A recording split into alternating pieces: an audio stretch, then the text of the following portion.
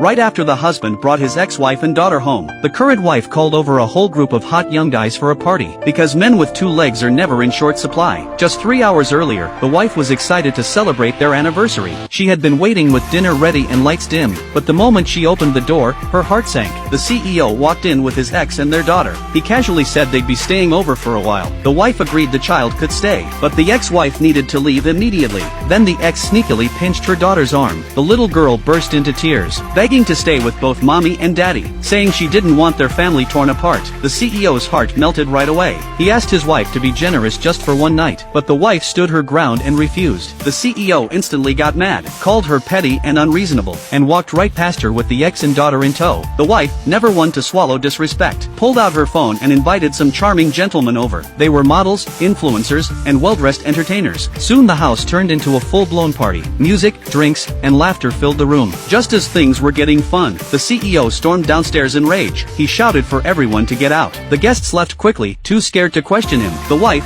still seated calmly, sipped her wine. She asked sarcastically, "Why aren't you upstairs with your precious family? Worried they'd be scared off by fun and freedom?" The CEO snapped back, said the daughter just missed her mother. That's why he let them stay. Then the ex-wife ran down pretending to be the peacemaker, told the wife to take out her anger on her instead. Her fake sweetness made the wife nauseous. She told the ex to pack up and leave right away. The daughter ran to the CEO, crying again, said she wanted to live with him. The CEO hugged his daughter, promised to find a place for them that very night, somewhere they wouldn't have to answer to anyone. The wife didn't stop them. But the next morning, the butler told her something outrageous. The CEO had moved his ex and daughter into one of the wife's own private estate villas, a property that was part of her dowry, and he was already making renovations. The wife couldn't help but laugh in disbelief. If he wanted war he'd get. She told the butler to get the car. It was time for a little family visit. At the villa, the ex-wife had already started acting like the lady of the house, ordering staff to throw out anything that belonged to the real owner. But the maids were hesitant. The ex told them to wake up and recognize the new boss. Just then, the real wife walked in. She gave one command: throw this woman out.